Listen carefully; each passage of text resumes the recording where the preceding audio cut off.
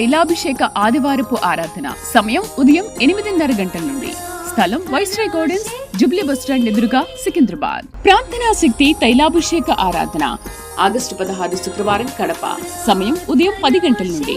స్థలం Madhavi convention hall, Rayachoti వెళ్లే road, RTO office ఎదురుగా, కడప. ప్రార్థనా శక్తి తైలాభిషేక ఆరాధన ఆగస్టు 19 సోమవారం, ఖమ్మం. సమయం ఉదయం 8 గంటల నుండి. స్థలం ఎస్ఆర్ గార్డెన్స్, ఈనాడు ఆఫీస్, వైరా రోడ్, వెలుగుమట్ల, ఖమ్మం. మచిలీపట్నం పరిసర ప్రాంత ప్రజలకు శుభవార్త. ప్రార్థనా శక్తి తైలాభిషేక ఆరాధన ఆగస్టు 20 మంగళవారం, మచిలీపట్నం. సమయం ఉదయం 10 గంటలకు. స్థలం రెవెన్యూ కళ్యాణ మండపం, జిల్లా కోర్టు రోడ్, మచిలీపట్నం. ప్రార్థనా శక్తి తైలాభిషేక ఆరాధన ఆగస్టు 24 శనివారం, నంద్యాల. సమయం ఉదయం 10 గంటలకు. స్థలం Shiva garden function hall, Mahanandi road, Nandyal. Bhimavaram పరిసర ప్రాంత ప్రజలకు శుభవార్త. ప్రార్థనా శక్తి తైలాభిషేక ఆరాధన ఆగస్టు 29 గురువారం, భీమవరం. సమయం ఉదయం 10 గంటల నుండి. స్థలం Nirmala Devi function hall, Juvvalapalem road, పెద్దమిరం, Bhimavaram. యేసయ్య నామమున మీకు వందనాలు తెలియపరుస్తా ఉన్నాను. ప్రియులారా, ఈ దినం కొరకు దేవుడు సిద్ధపరిచిన వాగ్దానాన్ని మనం స్వాధీనపరచుకుందాం. పరిశుద్ధ గ్రంథం నుండి జకరియా గ్రంథము 8వ అధ్యాయం 15 వచనం ద్వారా దేవుడు మీ కుటుంబాన్ని దర్శిస్తూ ఉన్నారు. జకరియా గ్రంథం 8వ అధ్యాయము 15వ వచనం. ఈ కాలమున యెరూషలేమునకును యూదా వారికి మేలు చేయనుద్దేశించుచున్నాను గనుక భయపడకుడి. మళ్ళీ చదవనా? మీరు చెక్ చేసుకోండి. దేవుడు మీకు మేలు చేయనుద్దేశించున్నాడు. ఇంకా ఏం జరగలేదు. ఇదేంటి దేవుడు ఎక్కడున్నాడు? ఇంకా ఎందుకు జరగలేదు? మరి దేవుడు ఉంటే జరగాలి కదా, చేయాలి కదా. దేవుడు ఉంటే ఇలాగెందుకు జరుగుతుంది? దేవుడు లేడేమో, దేవుడు చేయడేమో, దేవునికి మేము ఇష్టం లేదేమో, నా బిడ్డలంటే దేవుడికి ఇష్టం లేదేమో, నేనంటే దేవుడికి ఇష్టం లేదేమో, నా భర్త అంటే దేవుడికి ఇష్టం లేదేమో, పోనీ మా ఇంట్లో ఎవరో ఒకరి మీద అన్న కూడా లేదు ఆయనకి. మాకింత ఎందుకు అన్యాయం జరిగిందని ఏడుస్తున్నావా? యోధా వారికి అంటే స్తుతించు వారికి, యోధా అంటే స్తుతించే వారికి, యెరూషలేములో ఉన్న వారికి, దేవుని మందిర సహవాసము కలిగిన వారికి, ఆయన బిడ్డలుగా ఉన్న వారికి మేలు చేయనుద్దేశించుచున్నాడు. ఈ కాలమున, ఈ సమయం, ఈ రోజులు, ఈ నెలలో గొప్ప కార్యాలు దేవుడు చేస్తున్నాడు. మీరు పొందుకుంటారు. భయపడకండి. దేవుని కార్యముల గురించి అన్యజనులు చెప్పుకుంటారు మీ గురించి. అమ్మో, వారెంత పైకి ఎరిగిపోయారు, ఏమైంది? వాళ్ళ ప్రభు వాళ్ళకి ఇచ్చేసినట్టున్నాడు, వాళ్ళ దేవుడు వాళ్ళకి ఇచ్చేస్తున్నాడు, బోర్డులన్నీ ఇచ్చేస్తున్నాడు, చాలా గొప్ప వాళ్ళు అయిపోయారు. పెళ్ళిళ్ళు చేసేసారు, ఆస్తులు కొనేసారు, ఐశ్వర్యం వచ్చేసింది, అదొచ్చింది, ఇది వచ్చింది. నీకోసం అన్యజనులు మాట్లాడే సమయం వస్తుంది. భయపడద్దు. యోధా వారికి అంటే, యోధా అంటే స్తుతి, యోధా వారికి మేలు చేయను ఉద్దేశించుచున్నాను. ఆల్రెడీ ప్లాన్ చేసేసాడు. మేలు వెంబడి మేలు వస్తుంది. ఆత్మ తోడుండును గాక. God bless you. వాక్య భాగంలోకి వెళ్దాం. వాక్య భాగంలో మనం చూస్తున్నప్పుడు ఒక మాటను ధ్యానం చేసుకుని మనం ముందుకు కొనసాగుదాం. ఇర్మియా గ్రంథం ద్వారా దేవుడు బలమైన వర్తమానాన్ని అనుగ్రహిస్తూ ఉన్నాడు. ఇర్మియా గ్రంథం, జెర్మియా చాప్టర్ 33 వర్స్ 10-11 మనం చూస్తే దేవుడు అద్భుతమైన సందేశాన్ని మనకి ఇస్తూ ఉన్నాడు. ఇర్మియా గ్రంథం 33వ అధ్యాయము 10-11 వచనాలు. యెహోవా ఇలాగ సెలవిచ్చుచున్నాడు, అది పాడైపోయెను, దీనిలో నరులు లేరు, నివాసులు లేరు, జంతువులు లేవు అని మీరు చెప్పుకొను ఈ స్థలములోనే మనుషులైనను, నివాసులైనను, జంతువులైనను లేక పాడైపోయిన యూదా పట్టణములోనే, యెరూషలేము వీధులలోనే సంతోష స్వరమును, ఆనంద శబ్దమును, పెండ్లి కుమారుని స్వరమును, పెండ్లి కుమార్తె స్వరమును, యెహోవా మంచివాడు, ఆయన కృప నిరంతరముండును, సైన్యములకు అధిపతి యెహోవాను స్తుతించుడి అని పలుకు వారి స్వరమును మరలా వినబడును. నమ్మిన వారందరూ చప్పట్లు కొట్టి ప్రభువును స్తుతించాలి. నేను ఒక పోస్ట్ మ్యాన్ని, యేసయ్య పోస్ట్ మ్యాన్ని, యేసయ్య బంట్రోత్ని. ఆయన ఇచ్చిన ఉత్తరం మీ ముందు చదువుతున్నాను. మీ కొరకు దేవుడు పరలోకుని పంపించిన మాట ఏమంటున్నాడంటే, ఇది పాడైపోయింది, ఇక్కడ ఎవరు లేరు, ఏ జంతువులు లేరు, అయ్యో పాడైపోయిందని యెరూషలేము వీధుల గురించి యోధా పట్టణం గురించి మీరు అనుకుంటున్నారే, ఈ పాడైపోయిన ఈ స్థలములోనే నేను మరలా సంతోష స్వరమును వినిపించుచున్నాను. పాడైపోయింది, ఇదేమీ లేదు, నా బ్రతుకు అయిపోయిందని అనుకుంటున్నావు కదా, ఆనంద శబ్దమును మరలా వినిపించుచున్నాను. మరలా మూడోది, పెండ్లి కుమారుని స్వరము మరలా వినబడుతుంది. ఈ వాగ్దానము నాకే, దేవుడు నాతోనే మాట్లాడుతున్నాడంటే మీరు అద్భుతంగా చప్పట్లు కొట్టి కేకలు వేస్తూ ఆమేన్ ఆమేన్ ఆమేన్ రిసీవ్ చేసుకోండి. సంతోష స్వరము మరలా వినబడుతుంది. ఒకప్పుడు వినబడింది, ఒకప్పుడు పెండ్లి కుమారుని స్వరం విన్నావు, ఒకప్పుడు పెండ్లి కుమార్తె స్వరం విన్నావు, అయిపోయింది, అంతా అయిపోయింది, నా బ్రతుకు అంతా అయిపోయింది, ఇంకేమీ లేదు, ఇంక చావే గతి అనుకుంటున్న నీతోనే మాట్లాడుతున్నాడు. మరలా మరలా మరలా అగైన్ అగైన్ మరలా నీకు ఆ స్వరము దేవుడు రాబట్టుచున్నాడు. అయిపోయింది వ్యాపారం అనుకుంటున్నావేమో, మరలా కొత్త వ్యాపారంలో నుంచి దేవుడు నిన్ను బ్లెస్ చేస్తాడు. ఈ యెరూషలేము పట్టణాన్ని నేను దర్శించాను. యెరూషలేము పట్టణంలో నేను దగ్గరగా చాలా రోజులు ఉన్నాను. ముమ్మారు వెళ్ళాను, మూడు సార్లు వెళ్ళాను ఇజ్రాయెల్ దేశానికి. యెరూషలేము మీద బాగా రీసెర్చ్ చేశాను నేను. దీని మీద కొంత సబ్జెక్ట్స్ నేను థియాలజీ చూసినప్పుడు అసలు నాకు ఆశ్చర్యం కలిగి, నాకు మరలా ఎప్పుడు ఖాళీ ఉండేప్పుడు వెళ్ళిపోవాలనిపిస్తూ ఉంటుంది యెరూషలేముకి. ఆ యెరూషలేము పట్టణం అంతా తిరుగుతున్నాను. ప్రపంచంలో ఇన్ని పట్టణాలు ఉన్నాయి, పురాతనం నుంచి ఉన్న పట్టణాలు కొన్ని శిథిలమైపోయినాయి, పేర్లు మారిపోయినాయి, ఆ పట్టణాలు కూడా ప్లేసులు కోల్పోయినాయి. కానీ ఆది నుండి ఈ రోజు వరకు నిలకడగా నిలిచిన పట్టణము యెరూషలేము పట్టణం. ఈ యెరూషలేము పట్టణము ఎలాంటిదంటే, థియాలజికల్గా ఆ ఎవిడెన్స్తో చూస్తే దేవుడు ఆదాముని తయారు చేసిన పట్టణం అది. ఆమేన్ హల్లెలూయా. ఎవరిని చేసిన పట్టణం అది? ఇరాక్ ప్రాంతంలో నుంచి ఏదేను తోట అలాగ వచ్చి గీహోను నది అనేది యెరూషలేములోకి ఉంది.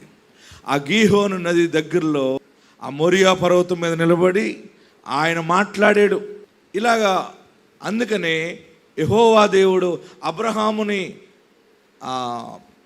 కానాను దేశాన్ని తీసుకొచ్చిన తర్వాత, నీ ఒక్కగానొక బిడ్డని బలి అర్పణ ఇయ్యి మోరియా పర్వతం మీదకి అన్నాడు. మోరియా పర్వతం మీద బలి ఇవ్వటానికి ఇస్సాకును తీసుకెళ్ళిన ఆ స్థలము దేవుడు అడుగుపెట్టిన ప్లేస్ అది. ఇస్సాకుని బలి ఇవ్వటానికి తీసుకెళ్తే గొర్రె పిల్లని అడిగాడు. అక్కడ యెరూషలేము దేవాలయము సొలొమోనుకు చేత దేవుడు కట్టించాడు. ఆమేన్ హల్లెలూయా హల్లెలూయా. గట్టిగా హల్లెలూయా చెప్పండి, ఇంకా గట్టిగా హల్లెలూయా చెప్పండి. ఆ మందిరం అక్కడే దేవుని సన్నిధి నిలిచి ఉన్నది. అందుకే ఆ దేశస్తులకు ఎన్ని కష్టాలు వచ్చినా, ఎన్ని శ్రమలు వచ్చినా వారు చెక్కు చెదరకుండా ఈ రోజుకి నిలబడగలుగుతున్నారంటే ఆ పట్టణము దేవుడు ఏర్పాటు చేసుకున్న పట్టణం అది. ఆమేన్. ఆ పట్టణంలోనే మంచి చెడ్డలు తెలియనిచ్చు వృక్షం ఉండేది. ఆ పట్టణంలోనే జీవవృక్షం ఉన్నది. ఆ స్థలము, ఆ ప్లేస్ అంతా కూడా బాగా గమనించగలిగితే, ఆధారాలన్నీ తీసుకుని చదవగలిగితే ఆశ్చర్యము కలుగు చేసింది నాకు. ఆ పట్టణములో ప్రజలు కొన్ని నడవడికి సరిలేకపోవటం, దేవునికి విరోధంగా భయభక్తులు లేకుండా జీవించడం ద్వారా వారు పారిపోవలసి వచ్చింది, విడిచిపెట్టవలసి వచ్చింది. అయితే ఆ పట్టణం పాడైపోయింది, ఇంకా ఆ పట్టణం చెదిరిపోయింది, ఇంక ఈ పట్టణస్తులందరూ పోయారు, ఇంకేమీ లేదు అని అనుకున్నప్పుడు, చుట్టుపక్కల ఉన్న దేశస్తులందరూ అలాగే మాట్లాడుతున్నప్పుడు దేవుడు ఇర్మియా ప్రవక్త ద్వారా మాట్లాడుతూ ఉన్నాడు. ఏమని అంటున్నాడంటే 11వ వచనంలో, ఇది పాడైపోయేను, దీనిలో నరులు లేరు, నివాసులు లేరు, జంతువులు లేవు అని మీరు చెప్పుకుని ఈ స్థలములోనే మనుషులైనను నివాసులైనను జంతువులైనను లేక పాడైపోయిన యోధా పట్టణములోనే యెరూషలేము వీధులలోనే సంతోష స్వరము, అందరు చెప్పండి, మీ కుడి చేతుల పైకెత్తండి, తల పైకెత్తండి. నేను చెప్పిన మాట నాతో చెప్పండి. సంతోష స్వరమును, ఆనంద శబ్దమును, పెండ్లి కుమారుని స్వరమును, పెండ్లి కుమార్తె స్వరమును మరలా వినబడును. ఇప్పుడు 2 చేతులు పైకెత్తండి, తల పైకెత్తండి.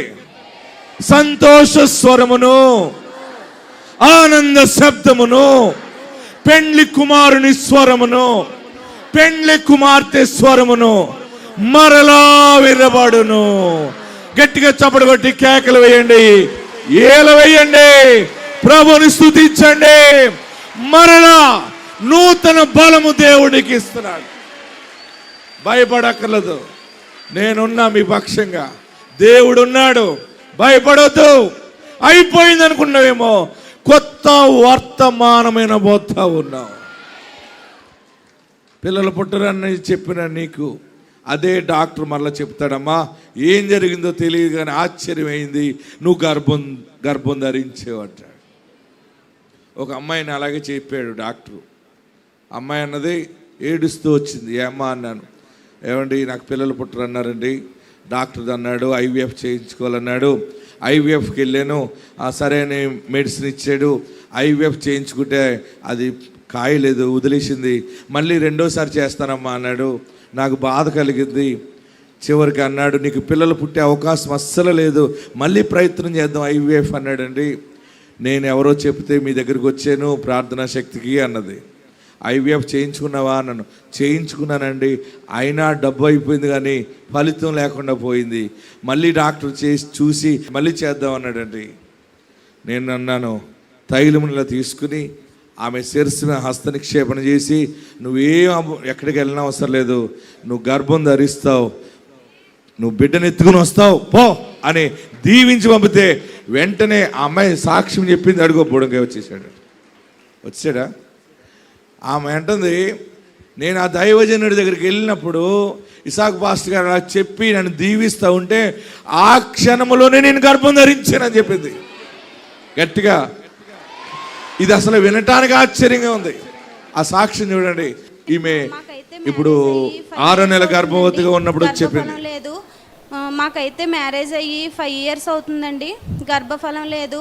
మేము ఎన్నో ప్రయత్నాలు చేసాం, అయినా ప్రతి ప్రయత్నం కూడా ఫెయిల్ అయింది. నాకేంటంటే ప్రాబ్లం ట్యూబల్ బ్లాక్ ఉంది, పిల్లలు పుట్టడం కష్టం అని చెప్పారు. అయితే డాక్టర్స్ అలా చెప్పిన తర్వాత మేము ఎన్నో హాస్పిటల్ తిరిగాం కానీ మాకు అంతా వ్యర్థంగానే అయిపోయింది. మీకు ఒకటే ఒక మార్గం ఉంది, IVF ఒకటే మీకు మార్గం ఉందని చెప్పారు డాక్టర్స్. ఆ IVF కూడా మేము ఎంతో ప్రయత్నించాం, అది కూడా ఫెయిల్ అయింది. అయితే ఒకరోజు మా పెద్దమ్మ గారు వాళ్ళ అమ్మాయిలు ఉప్పలగుప్తం వెళ్ళారు ఒకసారి. అది చూసి నాకు ఫోటో పెట్టారనమాట. ఆ ఫోటో చూసి నేను ఇంకా ఇలా ఫెయిల్ అయింది కదా, ఇంకా దేవుని సన్నిధికి వెళ్ళిన తర్వాత అయినా దేవుడు నా పట్ల కార్యం చేస్తాడని ఏంటి అనేసి ఆ పాస్టర్ గారి నేమ్ ఏంటని మా పెద్దమ్మ గారిని అమ్మాయిని అడిగినప్పుడు ఇస్సాక్ అయ్య గారు అని చెప్పింది. అప్పుడు యూట్యూబ్లో నేను సెర్చ్ చేశాను, హైదరాబాద్లో ఎక్కడైనా దగ్గరలో చెప్తున్నారా ఏంటి వెళ్దాం అనేసి. అప్పుడు సెర్చ్ చేస్తే సికింద్రాబాద్లో చెప్తున్నారనేసి యూట్యూబ్లో నేను చూసి వచ్చాము. ఒక వారం అయ్యగారు అయితే ఇలాగా IVF ఎంత ఖర్చు అయింది అయ్యగారు, మేము ఎంతో పిల్లల కోసం ప్రయత్నించాం కానీ ఫెయిల్ అయింది అని చెప్పినప్పుడు ఒక ప్రవచనం రిలీజ్ చేశారు. అదే ఒక బిడ్డను ఎత్తుకుని వస్తావమ్మా సాక్ష్యం చెప్తావా అన్నారు. అట్టి రీతిగా దేవుడు నా గర్భాన్ని ఫస్ట్ ఏ రోజైతే అయ్యగారు నాకు ప్రవచనం రిలీజ్ చేశారో ఆ రోజే నేను కన్సీవ్ అవ్వడానికి దేవుడు కృప చూపించాడు. హాస్పిటల్కి వెళ్తే ఆ ట్యూబల్ బ్లాక్ ఉన్న ఆ డాక్టర్ దగ్గరికే మేము వెళ్ళాము. ఆ డాక్టర్ ఆశ్చర్యపోయే విధంగా నీకెలా ప్రెగ్నెన్సీ వచ్చింది అనే ఆశ్చర్యం దేవుడు నా జీవితంలో కలుగు చేశాడు. ఆ స్కాన్లో కూడా బేబీ బాగానే ఉంది అమ్మా ఇప్పటికైతే అనేసి, ఇప్పుడు నువ్వు 9 week ప్రెగ్నెంట్తో ఉన్నావని డాక్టర్స్ చెప్పడం జరిగింది. అదేవిధంగా ఆ బ్లడ్ టెస్ట్ స్కాన్ చేయాలమ్మా అన్నారు. నేనైతే ఒకటే అనుకున్నాను. అప్పుడు బ్లీడింగ్ లైట్గా నాకు కనిపించినట్టు అయింది వాష్రూమ్కి వెళ్తే. అప్పుడు అయ్యగారు ప్రేయర్ ఆయిల్ నేను అప్లై చేసుకుని, తండ్రి ఇది నీ శక్తి ద్వారా వచ్చింది కనుక నీ శక్తిని ఆ స్కాన్లో నాకు కనుపరచు, మరలా బ్లడ్ టెస్ట్ అనేది ఏమీ జరగకూడదని నేను ప్రేయర్ చేసుకున్నాను. హట్టు రీతిగానే దేవుడు కార్యం చేసి స్కానింగ్లో బేబీ బాగుందమ్మా అనేసి ఆ డాక్టర్ ఆశ్చర్యపోయే విధంగా దేవుడు నా పట్ల కార్యం జరిగించాడు. అయ్యగారు అలా ప్రేయర్ చేసి నా కొరకు ఆ ప్రవచనం రిలీజ్ చేసినప్పుడు నిజంగా నేను దేవుణ్ణి అయ్యగారిలో చూసినట్టు అనిపించింది. అటువంటి రీతిగా దేవుడు నా పట్ల కార్యం జరిగించాడు. అందరూ చప్పట్లు కొట్టండి. ఆగండి. అప్పటికి గర్భంతో ఇదిగో బిడ్డను ఎత్తుకొచ్చింది చూడండి. మొన్న ఆడు బుడంకాయ ఇక్కడ ఎలా ఉన్నాడు చూడండి. అలా తల్లి బిడ్డను ఎత్తుకుని వచ్చి ఆ సాక్ష్యం మొన్న చెప్తా ఉంటుంటే ప్రజలకు ఆశ్చర్యమైంది. ఆమెన్. ఇది వాక్యము నెరవేర్పుతో కూడిన పరిచర్య. దేవుడు నా జీవితంలో అయితే మహా అద్భుతం చేశారు. ఏంటంటే నా ప్రాబ్లం మ్యారేజ్ అయ్యి 5 years అవుతుంది, గర్భఫలం లేదు. నా ప్రాబ్లం ఏంటంటే ట్యూబల్ బ్లాక్ ఉంది, పిల్లలు పుట్టడం కష్టం అని చెప్పారు. మేమైతే ఎంతగానో మీకు ఒకటే ఒక మార్గం ఉంది, ఐవీఎఫ్ అని చెప్పారు. ఆ ఐవీఎఫ్ కూడా ప్రయత్నించాం, ఐవీఎఫ్ కూడా ఫెయిల్ అయింది. మాకైతే ఇంకొకటి సెకండ్ ఛాన్స్ కూడా ఐవీఎఫ్ ఉంది. ఈ టైంలో మా పెద్దమ్మగారు వాళ్ళ అమ్మాయిల ద్వారా తెలుసుకుని నేను ఒకసారి వెళ్తే బాగుంటుంది అనేసి అడ్రస్ ఏంటని అడిగితే ఉప్పలగుప్తం అని చెప్పారు. కానీ యూట్యూబ్లో నేను సెర్చ్ చేసి సికింద్రాబాద్ ఎక్కడైనా యూట్యూబ్లో దగ్గరలో చెప్తున్నారా హైదరాబాద్లో అని సెర్చ్ చేస్తే సికింద్రాబాద్లో చెప్తున్నారని తెలుసుకుని మేము సికింద్రాబాద్ వెళ్ళడం జరిగింది. అయ్యగారు అయితే మేము వెళ్ళిన ఫస్ట్ వీక్లోనే ఒక ప్రవచనం రిలీజ్ చేశారు. బిడ్డను ఎత్తుకుని వస్తావమ్మా, సాక్ష్యం చెప్తావు అనేసి అన్నారు. అట్టి రీతిగా దేవుడు నా పట్ల ఏ రోజైతే ప్రవచనం రిలీజ్ చేశారో అదే రోజు నేను కన్సీవ్ అవ్వడానికి దేవుడు కృప చూపించారు. అందుని బట్టి దేవాదేవునికి వందనాలు చెల్లించుకుంటున్నాను. అదే మేము కన్ఫర్మ్ చేసుకోవడానికి హాస్పిటల్కి వెళ్ళినప్పుడు ఆ ట్యూబల్ బ్లాక్ అని చెప్పిన డాక్టరే ఆశ్చర్యపోయే అద్భుతం దేవుడు నా జీవితంలో కలుగజేశారు.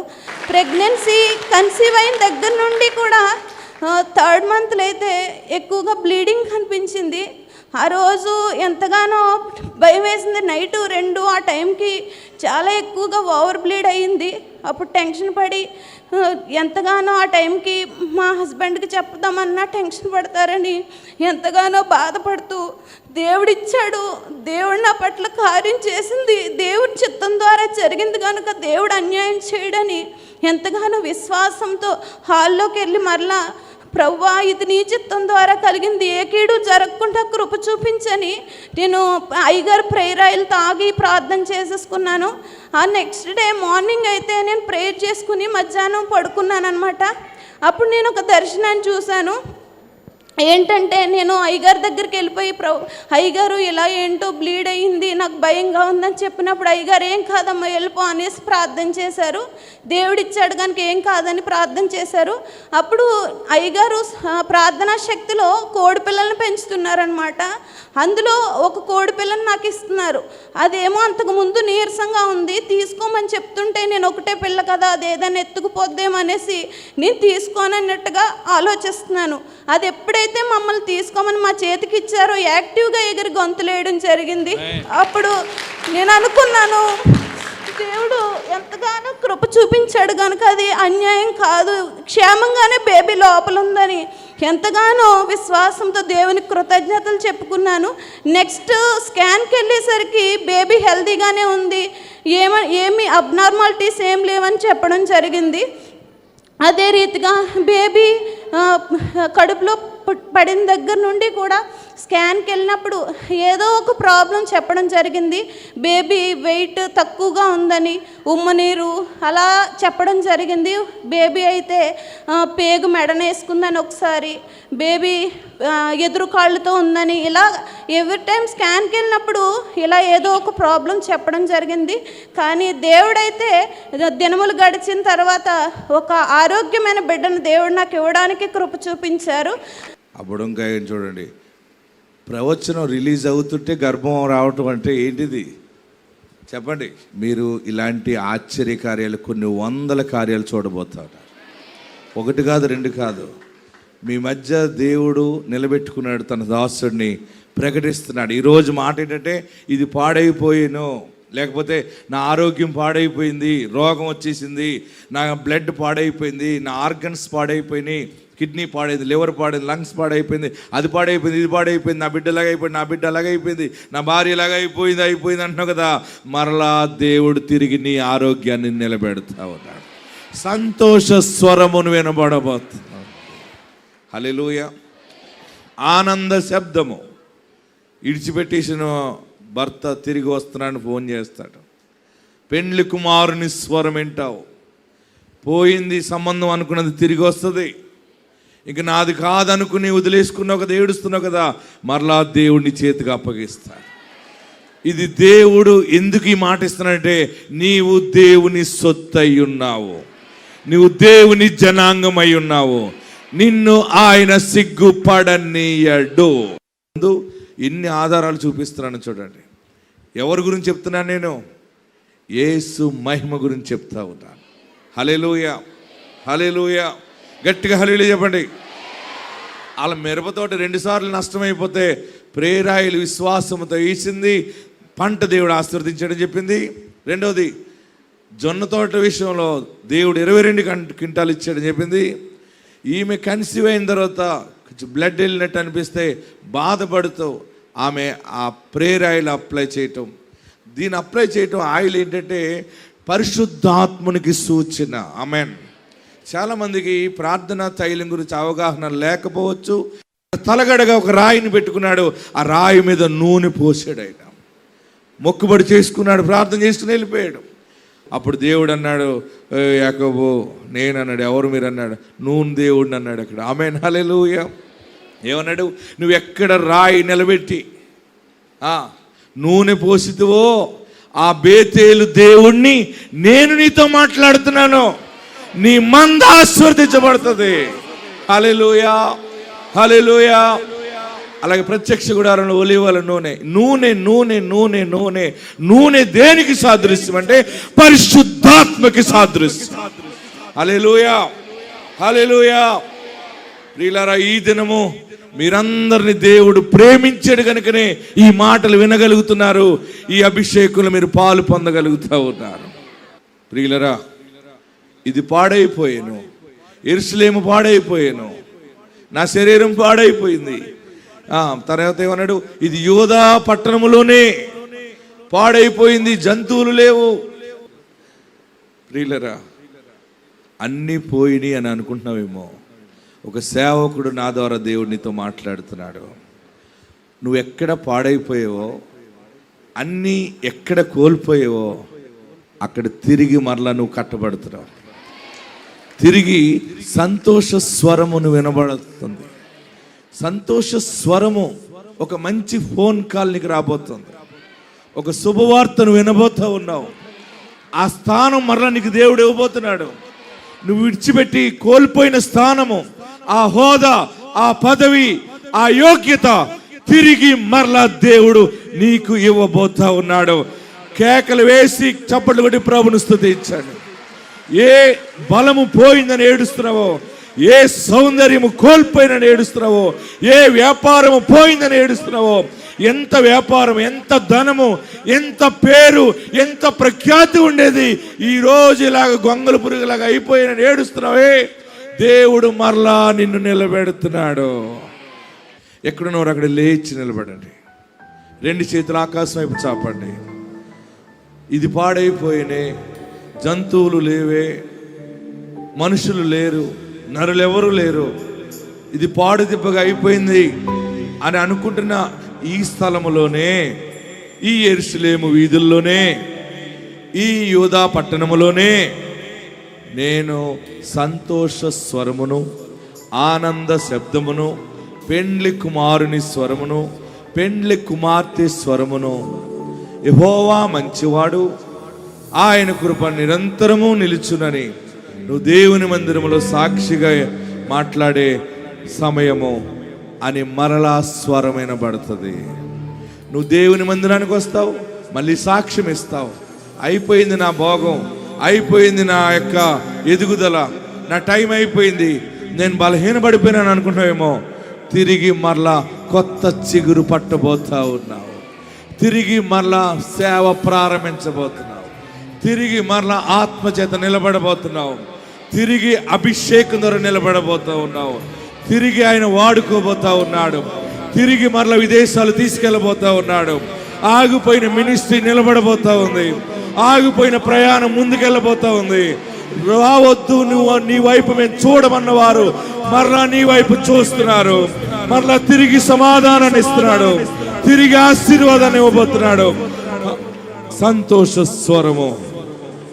అందరూ కూడా తలలు వంచి కండ్లు మూసుకుని, ప్రభువా నీవు నన్ను ఎంతగా ప్రేమించావు, ఇంతగా నన్ను ఆశీర్వదించావు.